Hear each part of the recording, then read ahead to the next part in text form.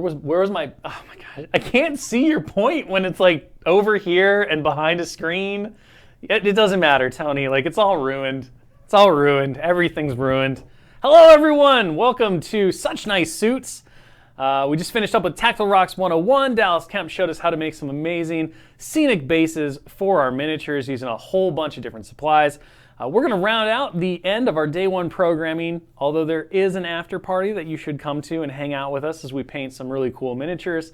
But the final hobby stream of today, the final stream of today in terms of our regularly scheduled programming before we get cut loose and get wild, is going to be Such Nice Suits. So the idea behind this is I just wanted to take some time, spend an hour, and kind of show some different techniques for painting armor, and specifically how to do some like colorized armor.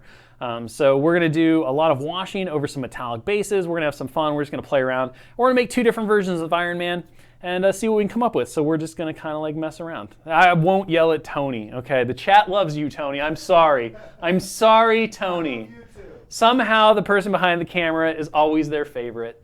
All right, so let's get this camera off of me and onto the stars of our show, which are these two little Ironmans right here. So we're going to do a more traditional red armored Iron Man with our gold version here, and I'll explain why I did gold in a second. And then we're going to do something crazy and fun with this silver Iron Man. We're not going to make him red. We're going to come up with something that could be exciting. I'm up for suggestions from the chat. Right now, the current winner is like a teal-blue combination. So if anybody there has some thoughts or feelings, let me know. And we're going to be getting to that shortly. So with that, let's go ahead and start with our red Iron Man. So I started with gold as an undertone. When you want to make a metallic color, what you want to think about is using transparent glazes to tint the undertone of your color. This will allow the metallics to show through, so you'll get kind of a finish that feels very close to a car or an automobile kind of color tone. The way you do that is by picking your base coat.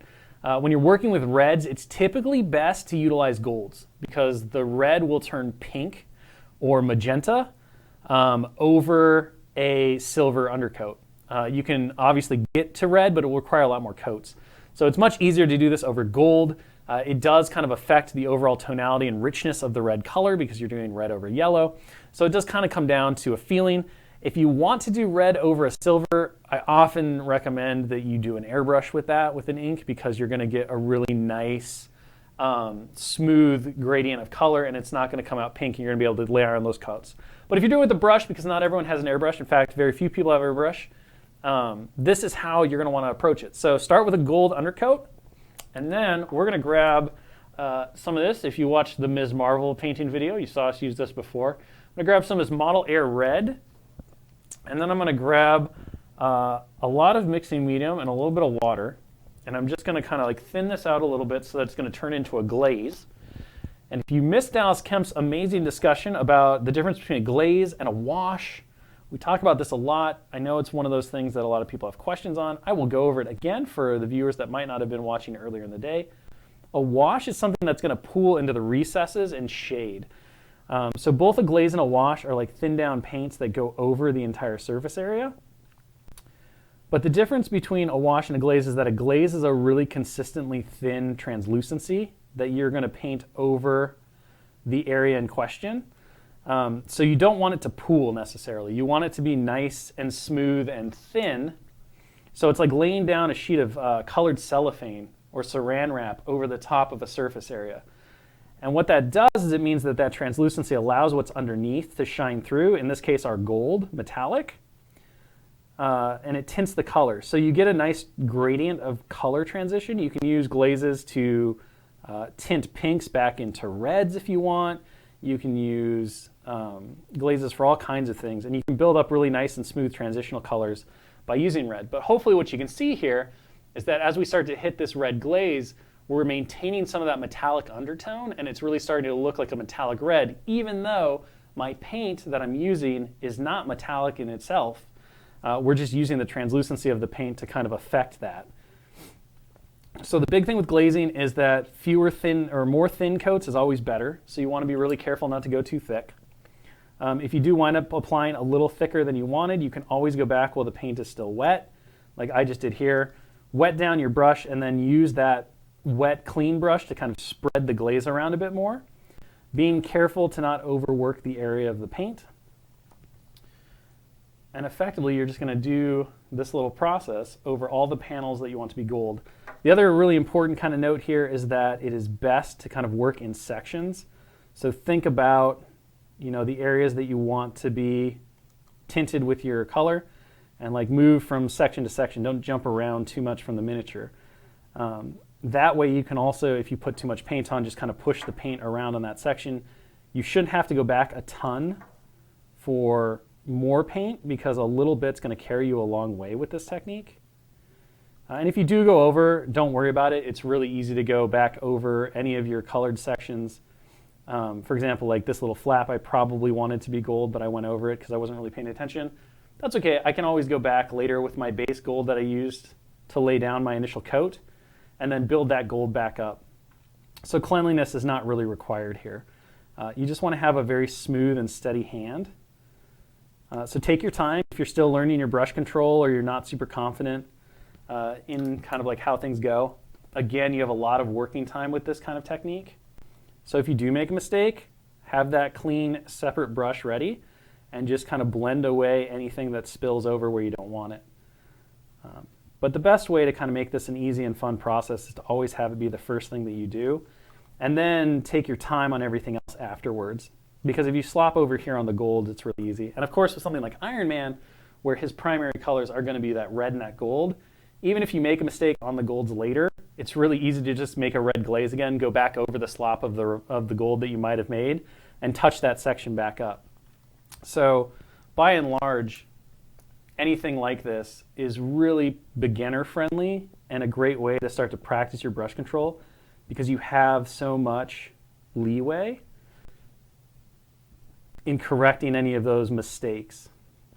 And as we all know, painting is simply the art of correcting one's own mistakes. So don't let that worry you or stop you from giving this technique a try. And as you'll see, you can apply this for any color. So we're just using this for like standard Iron Man red. We can very quickly and easily change up our color palette, and that is what we're going to do on that silver one as well. So I did airbrush the gold on before. However, you can always, if you know, like if I had had access to like a gold rattle can spray, you could have just sprayed him with a spray paint, like a gold spray paint. You can obviously brush on the gold, just making sure that your layers are nice and smooth and controlled. But because I have access to an airbrush and it was just faster and easier, I did do a primed with a really dark gray, and then I went over both with the metallic golds and silver.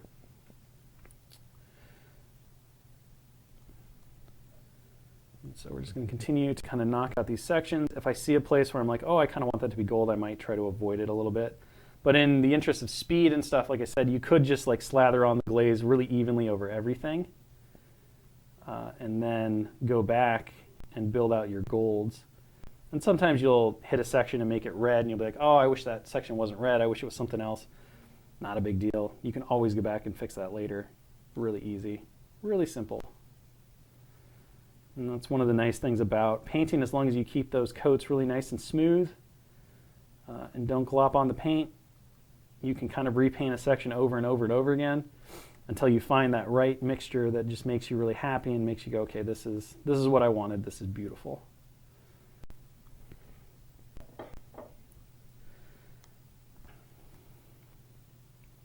Hulkbuster versus Hulkbuster. Oh my gosh. This is quite the throwdown here that's already happened. Yeah, he's definitely, Hulkbuster is super fun, definitely a monster. Has a lot of fun play. You know, I saw a lot of like, but little Iron Man is a little scarily fragile. And I'm like, yeah, because Hulkbuster is crazy hard to bring down. So there's a bit of balance there with everything that we did. And he went through a whole lot of playtesting cycles, and it was really fun to kind of watch his evolution as we talked about in that panel to play. If you missed it this morning, you should go back and check it out. Listen to Sarah Pagani, Marco, and I talk about both Hulkbuster and Iron Man and Ms. Marvel, Kamala Khan. I always love getting a chance to hang out and chat with my fellow staff about the creative process and how we do what we do. Honestly, there are days where to me it still feels a lot like magic, because we talk about these things, we pull a bunch of reference pictures, and then all of a sudden everybody goes off and does their thing, and we come back with game rules, and we come back with amazing sculpts, and we come back with like all of this crazy stuff, this amazing artwork. And it's like, where did all this come from? Oh, we got to make it all. It's just awesome. So it's really meaningful and exciting, and I'm so happy that we get to share what everyone does over the course of Ministravaganza and hang out with you all and just have a good old time.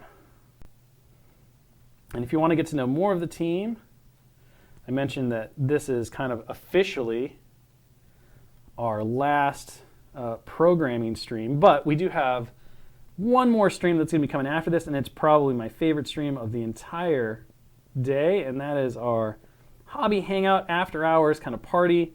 You're going to get to meet a whole bunch of members of the team. We're just going to hang out, chill, paint, do a lot of fun stuff, have a good time, talk a little bit of shop, work on some cool miniatures. I think Dallas, I don't know what Dallas is painting tonight, but I'm sure he's got some cool stuff. I know Michael Plummer's going to stop by. We've got Simone Elliott, a whole bunch of other folks from the staff. I'm going to be rotating in and out, so if you want to just hang out, I definitely encourage you to grab those paintbrushes or those clippers, paint with us, assemble some miniatures, talk to us about what was exciting for you, what you're looking forward to from the rest of the weekend. We're far from done. We have so many amazing things coming. So, yeah, the fallback piece with Rescue, that was a fun one. We talk a lot about how there's so many great characters in Marvel and we can only get to so many of them so fast. So it was kind of enjoyable to talk about, okay, we want to make this tactic card, who would be a great fit for it?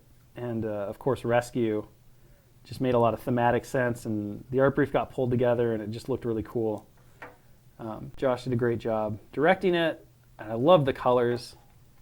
It's just so vibrant and poppy. It's fantastic. It almost has a synthwave style feel with like how poppy the armor is and everything. And she has a very cool highlighting and everything on that armor. All right, we need to come back over here and hit this and try to stay on camera as we like rotate around, get in all those cracks and crevices, build things out. All right. We'll come back around to this one. We're going to leave the biceps gold, do the triceps red. That's what I'm feeling right now. Kind of going off of memory on what feels like Iron Man. It's another fun part about, to me, it's what I love about working on and painting Marvel characters and stuff, is that you can kind of use your mind's memory of like, oh, does it feel like this character? You know, does it have the right color patterns? And then you can kind of make up your own take, just like all of the great creative teams through Marvel Comics have done, and make something that feels really iconic and reminiscent of that character, but also is very much your own creation. And it always surprises me. I always feel like Iron Man has a lot more gold on his suit than he actually does. Most of the versions, like, he's very, very solidly red. We're obviously not doing that this time. We're going a little bit more gold. I'm kind of going with that classic feel of a whole lot of gold in those thighs.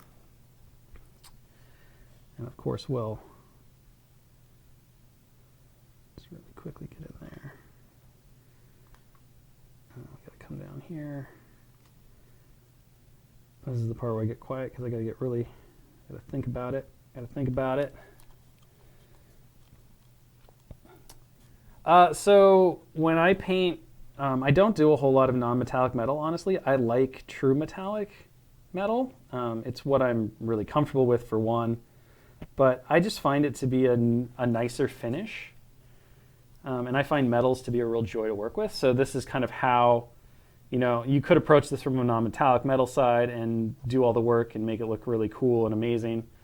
And I do think artistically non-metallic metal is just stunning. But I think true metallic metal can be as well. And I also think especially for people who are looking to get really amazing results, relatively quickly because they don't have time to hobby full time. And they're looking to get like cool things for the tabletop to play with and all of that, because let's be honest, playing the games is kind of the whole point of what we want to do here. That can really like dive in and change things as well. I'm actually going to do this whole back of the leg red because it's the back. No one's really going to see it. So I like approaches like this, right? I really like playing with colored metallics, like true metallics, using glazes and stuff to make different colors. If you watch the Hulkbuster streams from the last couple of weeks, we did a black metallic, and that was super fun to work on and kind of like challenge myself with. And we had a really great results. I love how I feel like we were really able to capture with that whole community-inspired paint work, the Marvel Now stealth suit kind of Iron Man when he was in the black and the gold armor, and looked really great. So, okay, so there we go. So this is the reds all laid out. I'm pretty happy with this. I think we could maybe do the fingers red, so let's do that. So we'll just quickly knock out the hands, and we'll leave the upper part of the gauntlet gold. We could leave like the interior of the gauntlet gold as well, but I'm not going to. But we could play around. So we'll just knock this out, and then we'll put this guy to the side, and we'll move on to our not red Iron Man, and we'll see what's going on with that. Yeah, if you missed the streams this morning, if you missed the panel play, and you wanted to really know what Hulkbuster was, and you haven't been on any of the social media channels or any of the Facebook groups, they're all the cards that we spoiled and revealed today are up on Facebook and Twitter and maybe Instagram. So you can go check all that stuff out, see all of the cool news in retrospect, all of the streams. If you want to hear more about the design and development process behind these characters are on Twitch and archived, and they'll be up on YouTube at some point here in the near future, probably after the event ends. So lots of opportunity for everyone to go in. Okay, so you can see really quick, that took us a whole 20 minutes approximately. And we have one stunning looking metallic red and gold Iron Man. So we'll put him to the side and let him kind of dry out. We'll switch over to this silver Iron Man. And I think what we need to do here is we need to decide if we're actually going to go with the teal and the white. And I haven't seen anyone else really talk about anything, so I think we're going to do that. So what I'm going to do is I'm going to grab some of this orc flesh. Actually, it's surfer orc flesh, which makes it my favorite orc flesh from the fantasy and game line. It's got a nice like teal component to it, and I'm just going to turn this into a nice little glaze. If I can find a place on this tiny wet palette or this well palette that doesn't have anything going on. And we're going to do effectively the same thing, and you're going to notice how very quickly you can get all kinds of cool metallic effects just by using glazes and any paint that you want. And then to really make those results pop, you can go back over them later, and you can do a little bit of like metallic edge highlighting to make everything really pop and look good. We do a little bit of like blending. We might go back over that red Iron Man, mix a little red and metallic together, and make it look really cool. So we're just going to kind of make up a color scheme for this guy. For glazes, so ratios are tricky on paint just in general because every paint is different, even paints within the same line. What I will do is, I can show on my thumb here, I think. So if this is how the paint comes out of the pot, so this is the paint straight from the pot, you can see how the opacity is right there on my nail. So it's pretty good covered. It's not exactly smooth. I would definitely want to like water this down a little bit before doing a base coat with it because I'm getting a little bit of streaking going on. But you can see how that opacity is pretty strong there. What I like to do is just add medium, a little bit of medium, and then water. And what I'm really looking for is I'm looking for something that's just going to tint the surface. So you can see here how way thinner You can still see the natural like undertones of my nail. It's acting a little bit like a wash because of all the striations and the natural like nail of it. But if I keep painting it on smooth, we just get an overall tint. And that's really what I'm looking for. It's more about feel as opposed to anything else. So hopefully you can kind of see the difference in how those two paints are starting to dry. And as this paint continues to dry and the water evaporates, it's going to become even more translucent. Effectively, from like a ratio standpoint, I usually find somewhere between like 1 part paint, 1 part medium, and 2 parts water will get you like to a start. But it really just comes down to like every paint's different. And even the same paint within the same line, if it's from a different batch or anything like that, will also be different. So what you really want to do, you know, just like with cooking or any kind of like creative skill, is just play, like practice, right? Season to taste and know that, you know, different factors are going to affect the outcome of what you're working on. So if your steak is really thick, you're probably going to need a little bit more seasoning. It's going to take more cook time. If it's really thin, you got to be really careful about not overcooking it, and a little salt's going to go much further. It's no different with paint. Like some paints will come out of the pot really, really thick and heavy, and they're going to require a little bit more medium and a little bit more work to make function the way you want. Some paints come out almost to a glaze consistency already, and it's a lot harder to base coat with them, so you kind of have to play around with that.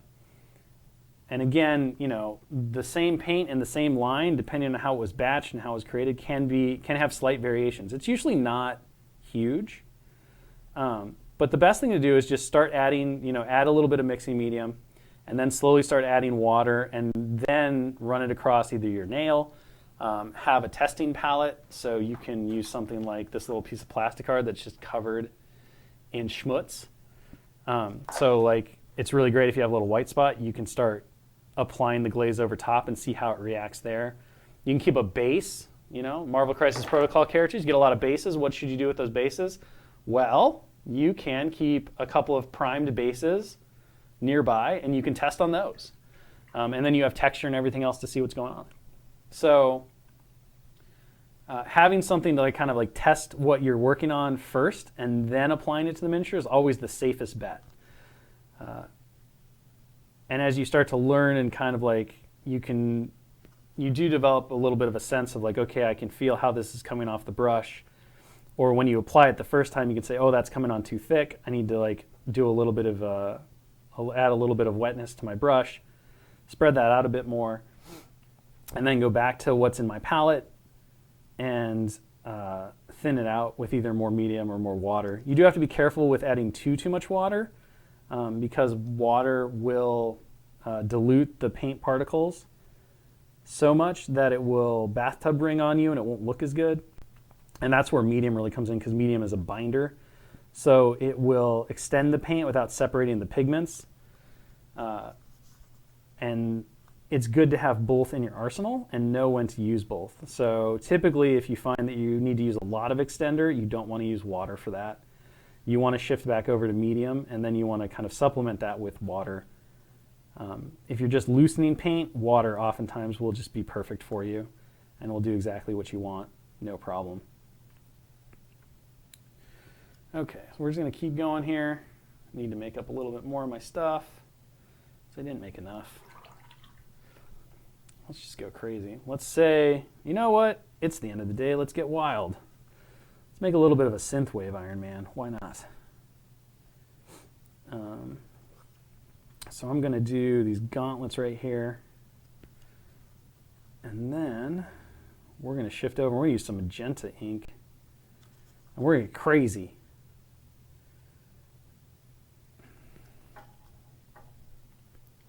Because you're all hanging out. You deserve a show. Let's do it. So we're just going to hit this stuff in. Get this gauntlet here. And then we'll grab some magenta ink and we'll come in and pop in some extra colors. Let's do the head as well, actually. Thinking about it. Let's go ahead and knock in the helmet really quick. Cover that.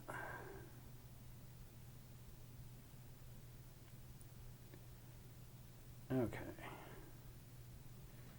I'm a sucker for really bright, synth-wavy feeling colors, so I really like working in magentas and hot pinks, teals, purples. Man, it's just fun.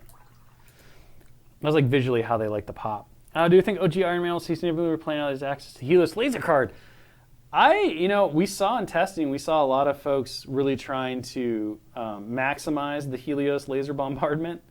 And of course, it's a lot easier to play around that card with a 3-threat Iron Man than a 6-threat. So I do think that, like we talked about in the stream, it's one of those cases where a team tactic card can really let a character fill a very specific and unique role. And I'm excited to see what players like wind up doing with that. And if it does, if it changes like some of the team makeups and builds, I can certainly see places where I sort of expect to see more Iron Mans. A couple of folks have already mentioned, like, Sam Wilson Avengers. You have a lot of characters. You're going to be building a lot of power. And Iron Man's durability plays really well into Sam's leadership and his team. You want to make sure that you're taking really hard to kill, hard to daze and KO characters so that you can maximize the opportunities to heal off of Sam's leadership as well as everything else. And Iron Man is a very durable 3-threat, ranged fighter. So hopefully, the Helios laser bombardment becomes kind of something that gives him that little extra bit of flair and another little tool in his toolbox that might make him a compelling option over some of the other 3-threats that you might consider in something like a Sam affiliation. I think, it all comes down to what other team tactic cards are you looking for, how are you trying to maximize everything that's going on, all of that stuff. But I do hope, and obviously, part of the reason that we looked at opening up that card and kind of making it the way it was to give another tactical option and some cool, fun stuff to the original Tony Stark. Only time will tell if that winds up being true or not. We will see. Okay, now I'm going to go with some acrylic, Liquitex, magenta, and this stuff is potent. So we're going to do these shoulder pads, I think. Give them this nice punch. And so always, the other way to really do this is you can use normal paint, like we're doing here. We used the airbrush red. We used that Surfer Orc Flesh.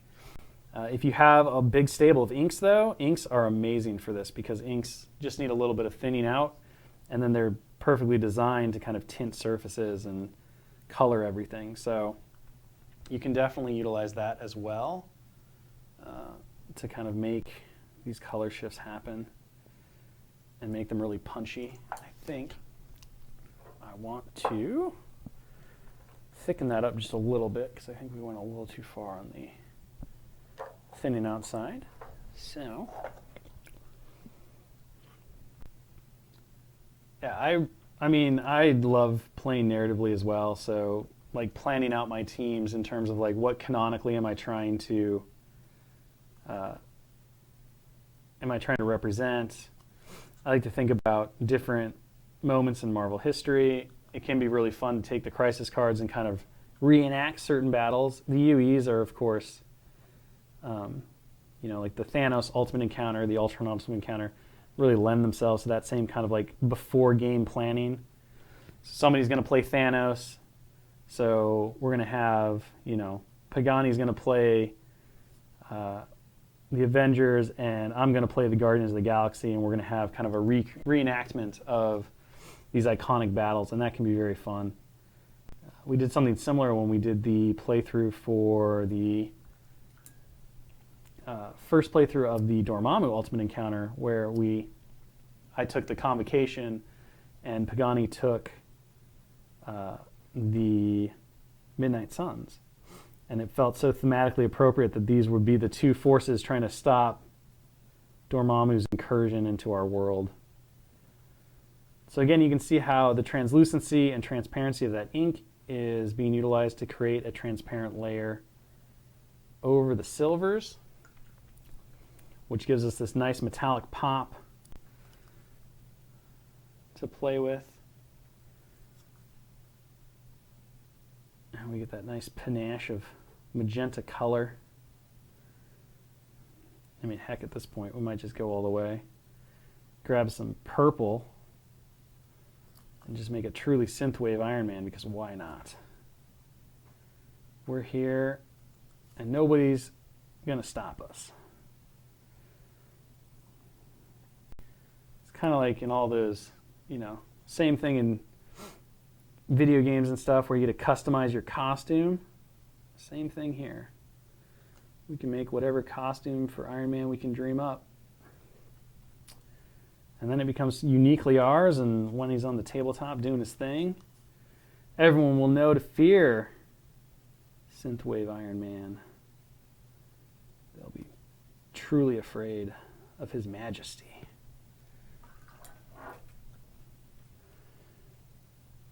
Oh, What If? Yeah, I mean, I think the What If series has been incredible. And even before that, the comic that it's based on obviously was really fun because, we all like to think about alternatives. And What If is just a fun way to play. One of the runs that I really liked was the Infinities War run, where instead of snapping away half the universe, Gamora actually snapped. She divided the universe in half by combining two characters into one. And so you got the reality warped versions of, you had Ghost Panther, which was Black Panther and Ghost Rider. Amazing, just looking concept and character. You had the Soldier Supreme, Steven Rogers, which was like a combination of Stephen Strange and Steve Rogers, of course, Captain America. They all had their unique spins on history. It was very much a what if feel, but some really awesome stuff. Iron Man and Thor were combined into Stark Odinson, and he became the Iron Hammer. I love that stuff. I think that's so cool, and it's so evocative and imaginative, and it really lets you play within the world. So I would love an opportunity not only to hit all of the classic characters, but to play in that universe as well. And maybe someday we get to do that. Who knows? I'm just here for the ride. So we're going to keep doing our thing and hopefully expanding on this game and doing everything. Like I always like to say, I'd love to retire someday and hand this off to somebody else to continue on. Provided that I think we continue to make a fun game environment and do right by these characters, and everyone out there continues to enjoy the game and helps build a welcoming and awesome community, and we see growth continue to happen, all that, we may get there. We may get to live that dream, and that would be incredible. So that's how we always think about things. Never in the short term, always in the, we want this to last forever. So what's the pathway to do that? How are we going to get there?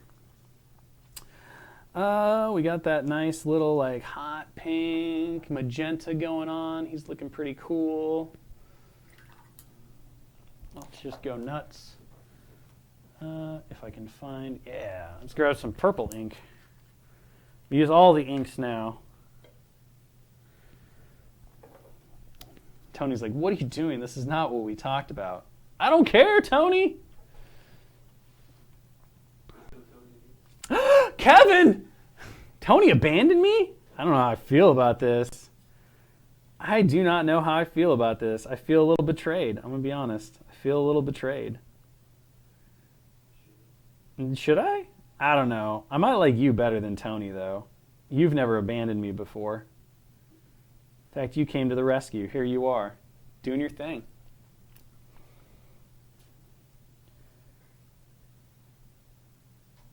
yeah, making a game feel complete. I mean, that's difficult when you have a whole universe of characters to explore, and like we talked about earlier in the panel to play, there's so many amazing moments to cover when it comes to these characters. Does it feel complete in that every option is always available? No. But can you make sure that the game feels like there's room to grow while also being in itself, a complete experience? I think yes, and I think that's the real challenge, right? You always have to play with that idea of, well, we want to continue to expand and explore characters, but we also can't create things that are predicated on other things existing that don't exist and that will exist in the future. You also want to plant those seeds, and it's a fine and delicate balancing act. And it's one of the fun puzzles about, game development like this, and something that I think is so important to think about and try to get right, or as close to right as you can. But you just never know,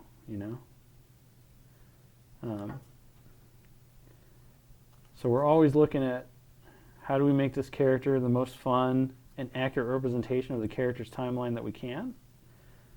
How do we make sure the game is accessible and open to people who have loved Marvel their entire life, or have just discovered Marvel through one of the many media properties? Or, maybe someday people will discover Marvel a little bit through the game that we make, and that would be super cool.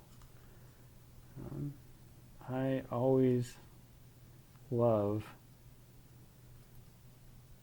watching people discover something that they haven't been exposed to and then falling in love with it. It's the thing that made me love sharing the hobby with people, watching people who had never paint before. Like our head of studio, Simone Elliott, watching her journey through discovering the hobby and the joy that it can bring, and being someone who is like, well, I would like to do this, but I don't think I can, to somebody who just knocks it out of the park now and makes amazing art on her own. That's, there's nothing better than that, in my opinion. It's like introducing my wife to the Marvel characters and stuff when she had never been exposed to the comics or anything throughout her life. Being able to do that through the MCU and then follow that up with the comics themselves and find the characters and the storylines I thought she would really enjoy and dig, and watching that grow into something that was a passion. Like, man, it's amazing. So that's what we aim for. Like this crazy, colorful Iron Man here. You know what? We're going to do it. I don't even care. He's going to have a purple face mask. He might be a little bit of an Easter egg nightmare. He might be amazing. We'll figure it out together.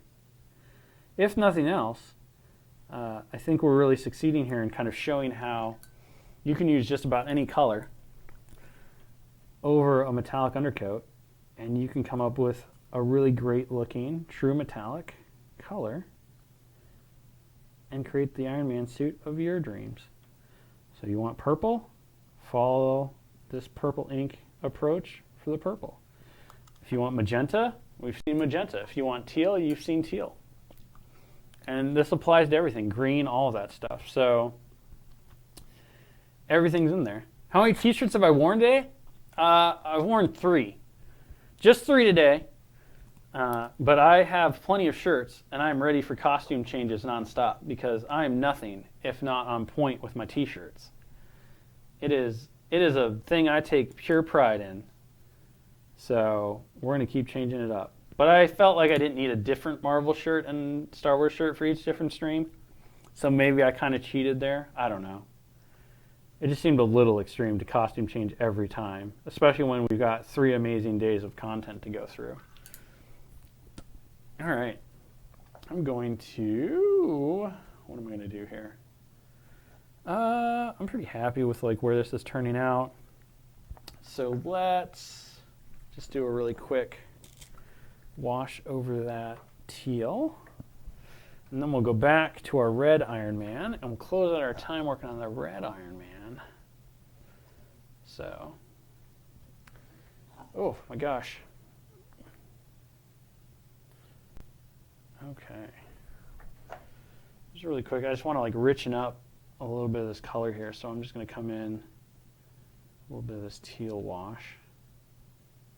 I just want to punch it up because our inks are so vibrant. And that's the other amazing thing about inks, is that they just have so much color. So even if you're not doing like metallics or anything, having a good stable of inks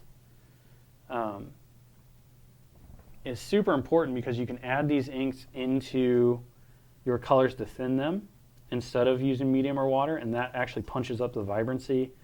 Dallas did a pretty incredible panel in the first Ministravaganza about how to get really vibrant and poppy colors, and a lot of that is all about using inks to thin your paints, because you add all that vibrancy to them. Of course, you can just use lighter base coats. You can always do additional layers to really build up your colors. You can fool the eye into thinking the color's way more poppy with some really extreme highlighting. So you can use really poppy highlights and stuff like that. And use spot highlights, kind of like a traditional painter or an illusionist would use, to make the eye think the color is way brighter than it actually is. But inks are my favorite tool in the toolbox to really like play around with and create some impressive and incredible looking results. So Synthwave Man is definitely rocking it. He's ready. He's ready for the EDM fest. Zero question. Tony Stark is all about that electronic music. We all know that from Iron Man 2. We saw it live.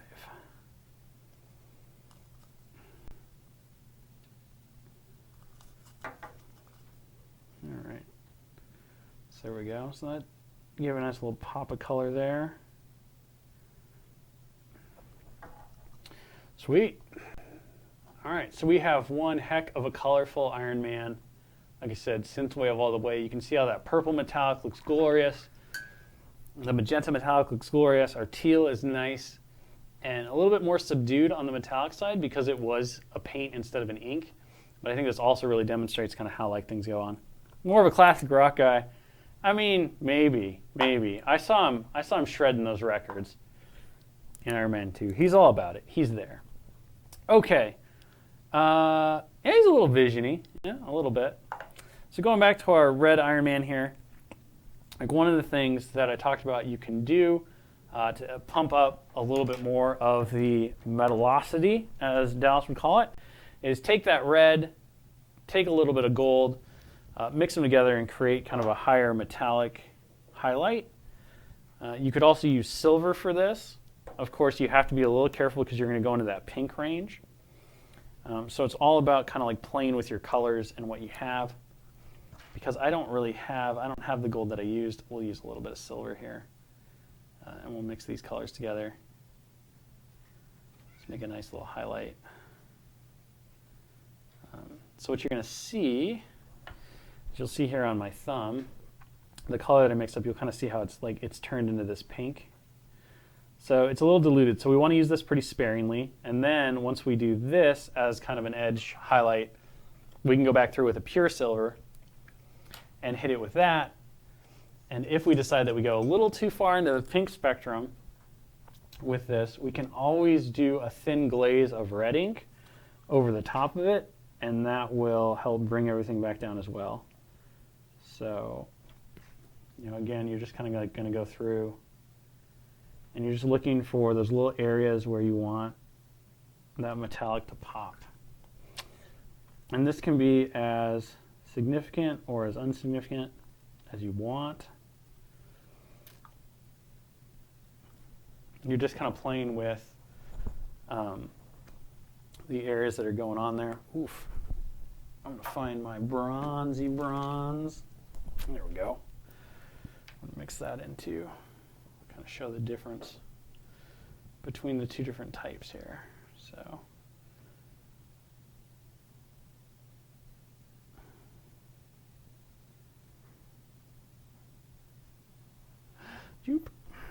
let's see how that's looking. So you can see where that red metallic is, and then here it is with that gold. So you can see how much more, how less pink that is.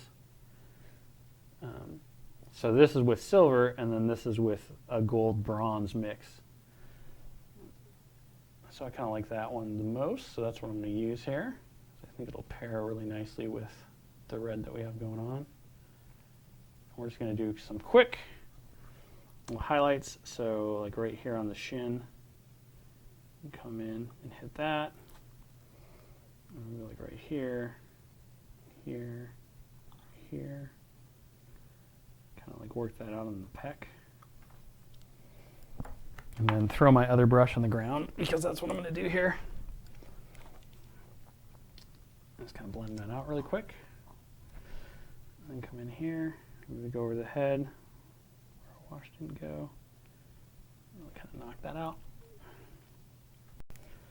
Blend that out. Do that. That. Oh! Kevin sounds like he's ready for a nap.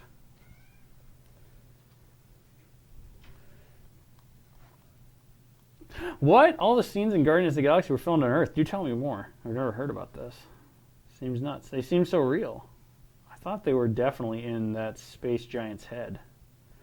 The head of a dead celestial.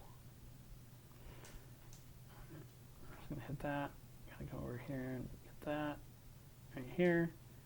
I'm just kind of like playing with like where stuff is. Now, another trick which Dallas talked about a little bit on one of the streams this morning is if you want to really amp up the way your metals feel, you can also dull them down by using flat colors in your shadows, because then this is kind of the true metallic. It's a little bit of the non-metallic philosophy applied to true metallics, but as you hit the shadows of metal, it loses its metallosity, it loses its shine.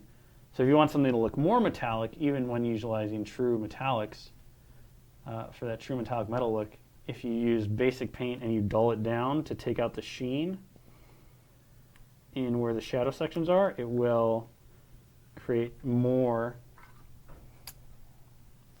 of a metallic finish.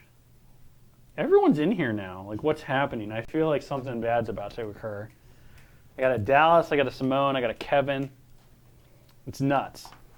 It's nuts. What I don't have is a really high gloss gold, and I blame you for that, Dallas. That's my fault. It is your fault. It is your fault, and you should feel bad about it. Okay. I feel real bad. So we added in all of that stuff. We're looking really good. I don't even know if there's a brown ink in here. There might be. There's a flash wash. That could work. I'm digging through Dallas's bag of paints. It's really something else. Okay. So I would normally hit this with a brown ink, but maybe we're going to use this color, which is a flesh wash, but it'll work close enough. We just want to shade in. Everyone's just like, now they're sniggering and laughing behind the scenes. This is really distracting. Super unprofessional, guys. Get out of the closet. Paint! Paint, monkey, paint! I would, but my gosh. But I didn't give you the right paints. You didn't. Your bag is a failure. It's filled with paints that I don't need. All right. So we're just going to come in. I'm going to use this flesh wash to tint down our golds. Are they bringing us spoilers? No. I thought maybe they were going to bring me pizza, but they didn't do that either. So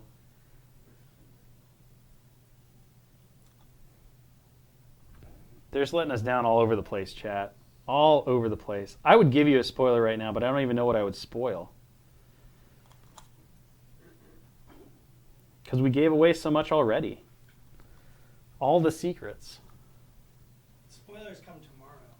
There are several streams that you'll definitely want to check out if you're interested in the spoilers. 100%, for sure.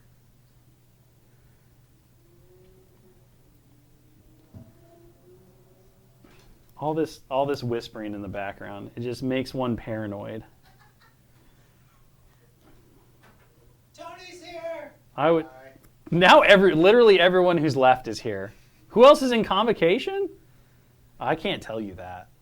That would spoil the spoilers from tomorrow. So that one's out. Now Tony's like unplugging things behind me, which is really nerve-wracking. He's just gonna like kick me off the air here. They're not gonna let me speak the truth, chat. I'm sorry. I tried for you. All right, we're just gonna get these colors out.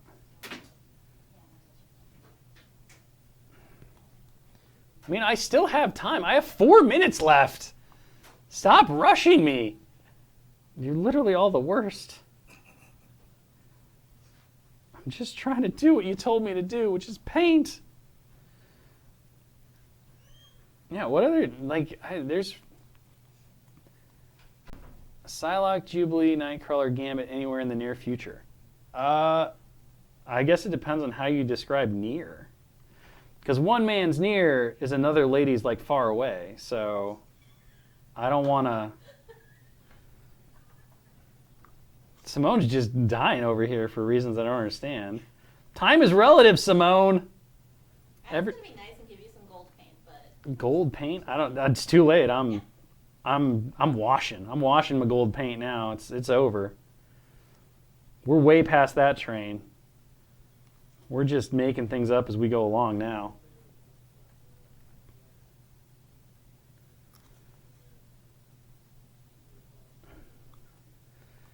Define near and future. Yeah, see? Define near and future. One little... I don't know how to help you. I've got the head of studio staring me down right now. So it makes it really hard to like break the rules because she could literally come over the table at me. And let's be honest, chat, I love you, but you're not going to protect me from that freight train. Like, I'm just going to get throttled. And two, even if that didn't happen, like BK would come after me, and I don't want that. I don't want to be on that man's bad side. And plus, it's like Christmas. Do you really want to like open your presents or whatever present giving holiday that you prefer? Like, do you really want to open your presents early, or do you want to stare at them a little bit and look at that schedule and be like, what could be coming? What MCP amazingness are they going to drop on us tomorrow during our panel, which will explore what's next for MCP? That's all I'm saying. And Kevin's now yelling at me that I only have a minute left, and I feel like we didn't have enough time together. I feel like we could have done more, chat. I could have done more. But I just wasn't able to. It wasn't the right time. It wasn't meant to be. This is where we're at. And soon we're going to hang out, but not alone. We're going to be with other people. And that's going to be okay. It's going to be fun to be around those people. But I'll always know that our personal connection is special.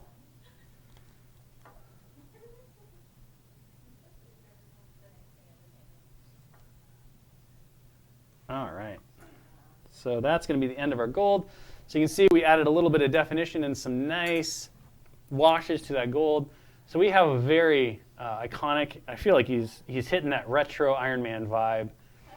Go back in, add a little bit of glow effects and all of that good stuff. But hopefully, between classic Iron Man and holy cow, he's going to the rave Iron Man, you've been a little inspired. You definitely have been equipped to go and paint, whether it's an Iron Man or any other kind of armor. Now hopefully we've kind of demystified a couple of the techniques for using inks and even general paints over a metallic undercoat to create some really cool armor metallics. And this works really great anywhere. And again, as you can see, you can really pop all of that different stuff together. So with that, it's 6:55. It is time to say goodbye for 5 whole minutes, when we will be right back with off-schedule programming of us hanging out, after-party style, painting some Star Wars stuff, talking. You can meet all the crew. We're going to have a blast. So be sure to join us for that. Oh my God, I need my paint bag. No, you can't have the paint bag. I need it now. I'm ending it right now. It's 6:55. Like, what's wrong with you?